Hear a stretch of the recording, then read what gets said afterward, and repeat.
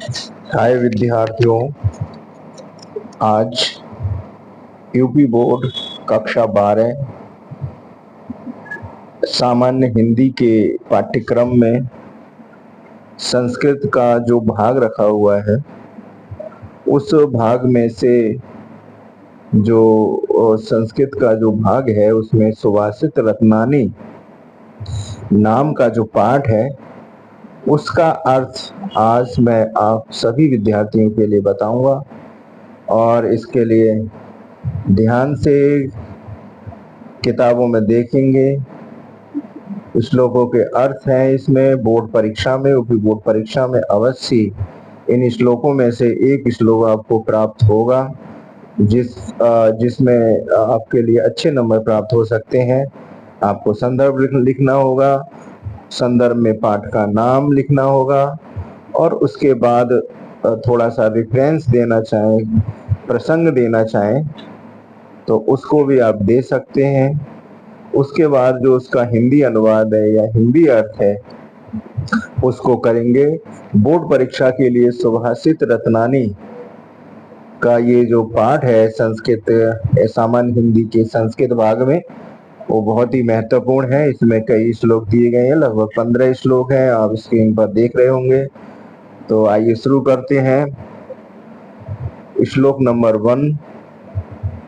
भाषासु मुख्या मधुरा दिव्या गीर्वाण भारती तस्या ही मधुरम काव्यम तस्मादपि सुभाषितम। संस्कृत भाषा के महत्व का इस श्लोक में प्रतिपादन हुआ है। भाषाओं में मुख्य मधुरा मधुर और दिव्य मतलब अलौकिक गीर्वाण भारती अर्थात संस्कृत भाषा है। भाषाओं में मुख्य मधुर और दिव्य संस्कृत भाषा है। तस्या ही मधुरम काव्यम, उससे भी मधुर उसका काव्य है। और तस्मादपि सुभाषितम, और उससे भी मधुर उसके सुभाषित हैं। सुभाषित मतलब उसके जो कहे हुए जो वचन हैं वो उससे भी ज्यादा मधुर हैं, जिसकी वजह से संस्कृत साहित्य का जो महत्व है वो प्रतिपादित होता है। भाषासु मुख्य मधुरा दिव्या गीर्वाण भारती तस्या ही मधुरम काव्यम तस्मादपि सुभाषितम। भाषाओं में मुख्य मधुर दिव्य संस्कृत भाषा है और उसमें भी मधुर काव्य है और काव्य से भी मधुर सुभाषित है। 2 लाइनें हैं श्लोक का, और यदि बोर्ड परीक्षा में ये श्लोक आ जाए तो इसका अर्थ आप सभी विद्यार्थी आसानी से निकाल सकते हैं। श्लोक नंबर 2। सुखार्थिना कुतो विद्या कुतो विद्यार्थिना सुखम सुखार्थी व त्यजेत विद्या विद्यार्थी व त्यजेत सुखम। सुखार्थिना कुतो विद्या, सुख चाहने वाले के लिए विद्या कहाँ। विद्या कुतो विद्यार्थिना सुखम सुखार्थिना कुतो विद्या कुतो विद्यार्थिनम सुखा, और विद्यार्थी के लिए सुख कहाँ। सुखार्थी व त्यजेत विद्या, सुख चाहने वाले के लिए विद्या त्याग देती है। सुखार्थी व त्यजेत विद्या, सुख चाहने वाले विद्यार्थी के लिए विद्या छोड़ देती है और विद्या प्राप्त करने वाले विद्यार्थी के लिए सुख की आकांक्षा छोड़ देनी चाहिए। ये भाव है इस श्लोक का। श्लोक नंबर 3। जल बिंदु निपातेन क्रमशः पूर्यते घटा सा हेतु सर्व विद्यानाम धर्मस्य च धनस्य च। जल बिंदु निपातेन, जल की बूंदे गिरने से, क्रमशः मतलब क्रम से, जल की बूंदे गिरने से, निपातेन मतलब गिरने से, क्रमशः माने धीरे धीरे, क्रम से गिरने से घड़ा भर जाता है। सा हेतु सर्व विद्या नाम धनस्य च, यही सभी का कारण है, सभी का कारक है, सारी विद्याओं का कारक है, और धर्म और धन का कारक भी यही है। क्योंकि धीरे धीरे यदि हम धन इकट्ठा, धीरे धीरे धन संचय करेंगे तो धन बहुत सारा हो जाएगा। इसी प्रकार से धर्म है, ये धीरे धीरे धार्मिक आचरण करेंगे तो हमारे साथ धर्म का भंडार हो जाएगा। इसी प्रकार से सभी विद्याएं हैं, यदि उन विद्याओं को धीरे धीरे इकट्ठा करेंगे, उस ज्ञान को धीरे धीरे इकट्ठा करेंगे तो निश्चित रूप से हमारे जो ज्ञान चक्षु है वो खुलेंगे और हमारा जो विद्या रूपी जो तेज है वो प्रस्फुटित होगा। काव्य शास्त्र विनोदेन कालो गच्छति धीमिताम व्यसनेन च मूर्खानाम निद्रया कलेहन वा। कवि यहाँ पर कहता है काव्य शास्त्र विनोदेन, काव्य और शास्त्र के पठन पाठन में, विनोदेन पठन पाठन में, कालो गच्छति धीमिताम, धीमिता मतलब बुद्धिमानों का समय काव्य और शास्त्र के पढ़ने में व्यतीत होता है, उसके पठन पाठन में व्यतीत होता है। जबकि व्यसनेन च मूर्खाणाम निद्रया कलेहन वा, जबकि मूर्खों का समय व्यसन में और सोने में और लड़ाई झगड़े में मूर्खों का समय व्यतीत होता है। श्लोक नंबर 5, न चौर्हार्यम न च राजहार्यम न व्रतवाज्यम न च भारकारी वै कृते वर्धेत एव नित्यम विद्याधनम सर्वधन प्रधानम। देखिए इस श्लोक में एक सूक्ति भी कभी कभी परीक्षा में आ जाती है, सबसे ज्यादा महत्वपूर्ण है, विद्याधनम सर्वधनम प्रधानम। विद्या रूपी धन सभी धनों में प्रमुख है, मेन है, मुख्य है। क्यों है सभी धनों में श्रेष्ठ? इसलिए श्रेष्ठ है क्योंकि ना चौर्हार्यम, ना राजा, ना इसे चोर चुरा सकते हैं, ना चा राजहार्यम, और ना राजा इसको जबरदस्ती इसका हरण कर सकता है, छीन सकता है, ना भ्रातृभाज्यम, ना भाई इसे बांट सकते हैं, ना चा भारकारी, और ना ही ये वजन रूपी है, ना ही ये भार स्वरूप है कि ज्यादा पढ़ लेंगे तो दिमाग पर बोझ बन जाएगा, ऐसा भी नहीं है। व्यय कृते वर्धेत एव नित्यम, ये विद्या रूपी धन जितना खर्च करेंगे उतना ही रोज बढ़ेगा, ये इस धन की सबसे बड़ी विशेषता है। तो विद्या के बारे में यहाँ पर कवि ने बताया है विस्तार से। छठा श्लोक देखेंगे, परोक्षे कार्यहंतारम प्रत्यक्षे प्रियवादिनम वर्जेत एतादृशम मित्रम विष्कुंभम पयोमुखम। परोक्षे कार्यहंतारम, जो पीठ पीछे बुराई करता हो, हमारा नुकसान करता हो, प्रत्यक्षे प्रियवादिनम, और सामने मुख पर अच्छा बोलता हो, वर्जेत एतादृशम मित्रम विष्कुंभम पयोमुखम, ऐसे मित्र को उसी प्रकार से हमें त्याग देने चाहिए जिस प्रकार एक घड़ा है, एक कुंभ है, उसके मुख पर अमृत लगा है और उसके अंदर विष भरा हुआ है। क्योंकि विष भरे हुए घड़े का यदि हम पान करेंगे तो हमारे स्वास्थ्य के लिए घातक हो सकता है। तो इसी प्रकार से ये ऐसे मित्र होते हैं जो मुंह पे प्रशंसा करें और पीठ पीछे बुराई करें। ऐसे प्रिय बोलने वाले मित्र का हमें परित्याग कर देना चाहिए जो पीठ पीछे हमारे कार्यों को बिगाड़ता हो।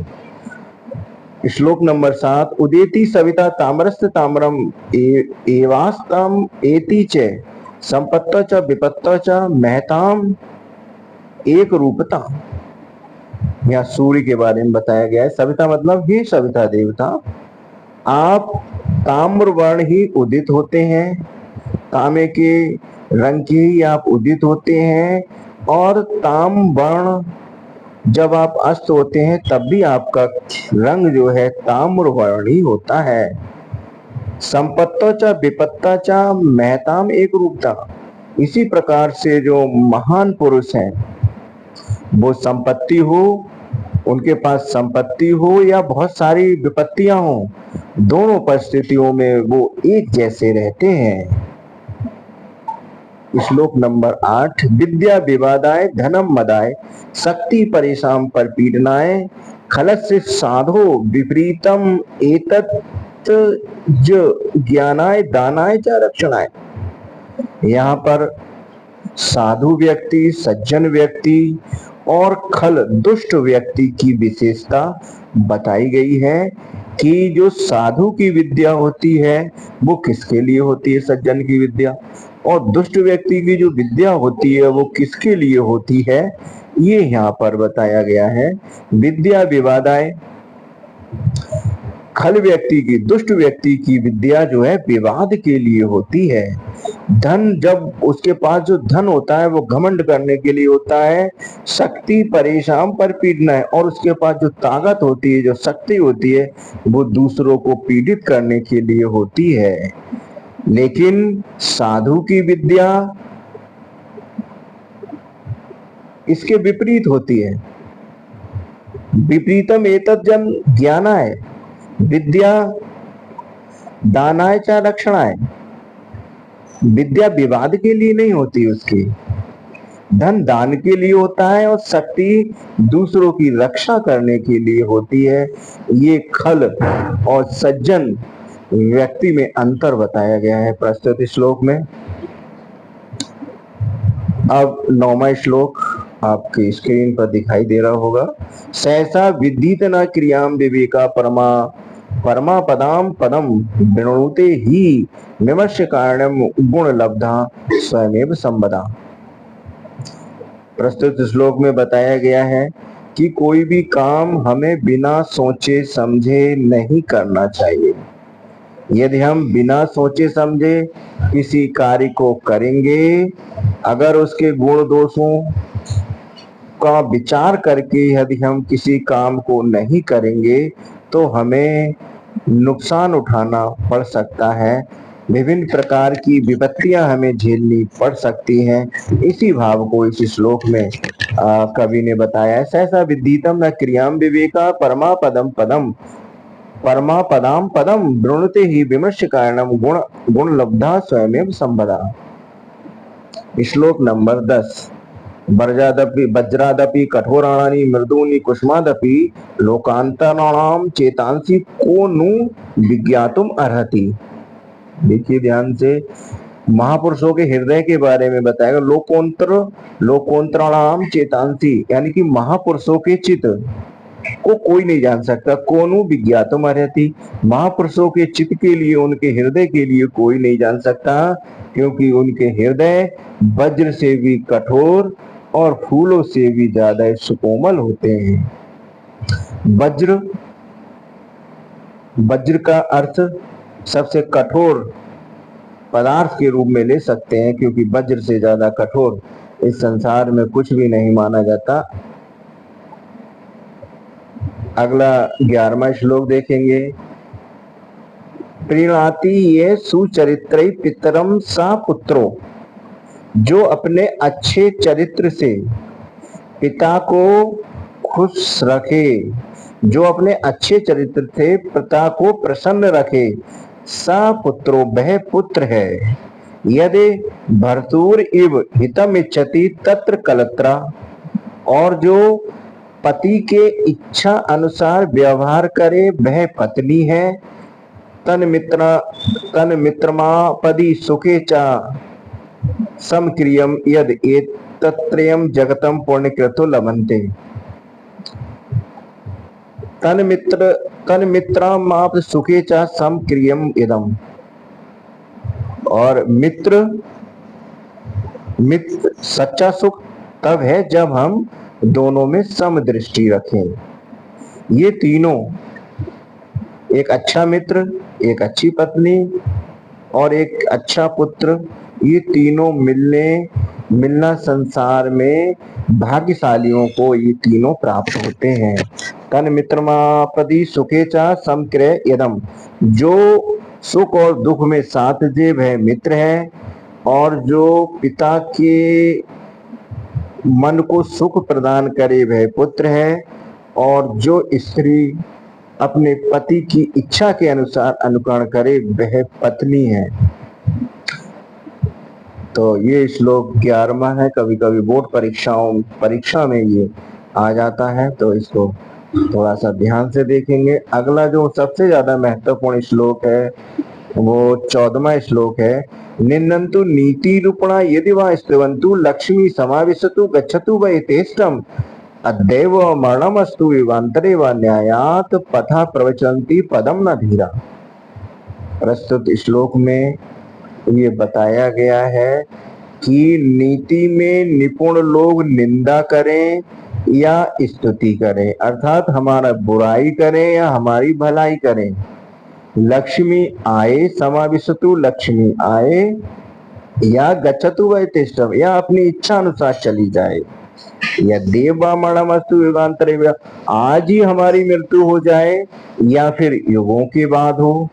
न्यायात पथा प्रवचंती पदम न धीर। धीर पुरुष, धैर्यशाली पुरुष न्याय के पथ से कभी विचलित नहीं होते। तो इसमें एक धैर्यशाली व्यक्ति की विशेषता बताई गई है। बहुत अच्छा श्लोक है। अगले में अगला 15वां श्लोक देखिए। ऋषयो राक्षसी आहु वाचम उन्मद द्रप्तेयो सा योनि सर्व वैरीणाम सा ही लोकस्य निरति। प्रस्तुत श्लोक में बताया गया है कि राक्षसीम आहु वाचनम, जो उन्मुद भाषा है, उन्मुक्त भाषा है, या जो अभिमान भरी भाषा है, वह क्या है? अनर्थकारी है। घमंड अहंकार पूर्ण भाषा अनिष्टों को जन्म देने वाली है, राक्षसी भाषा है। और वह क्या है? इस संसार में सारे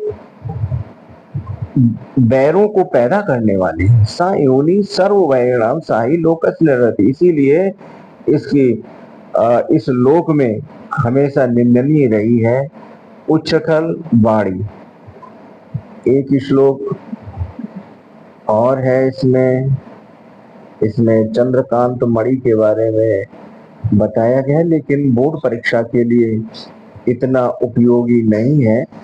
तो विद्यार्थियों, यदि मेरा ये प्रयास आपको अच्छा लगा हो तो इस वीडियो को लाइक और शेयर अवश्य करें। इसके बाद इसमें लघु उत्तरीय प्रश्न दिए गए हैं अभ्यास के लिए, जिनको थोड़ी सी मेहनत से आप लोग कर सकते हैं। उसके बाद इसके नीचे शब्दार्थ दिए गए हैं। इसमें देखिए, सुभाषितम सुंदर कथन तस्मादपि उससे भी अधिक गीर्वाण भारती संस्कृत कलत्रम पत्नी। वर्णते वर्ण करती है, प्रीणाति प्रसन्न करता है, हीनस्तु दूर या नष्ट कराती है, धीमता बुद्धिमानों का, पतंग से सूर्य के कामान इच्छाओं को विशुद्धि मिलाता है, हेमत से समाद गति चंद्रमा के निकलने पर निरति विपत्ति। तो समस्त विपत्तियों को जन्मदाता जो है हमारी उच्छृंखल वाणी होता है। इसीलिए हमें अपनी वाणी पर नियंत्रण रखना चाहिए, सोच समझ के किसी बात को कहना चाहिए। आप देखने के लिए बहुत बहुत धन्यवाद। अब मैं आप लोगों से विराम चाहता हूँ।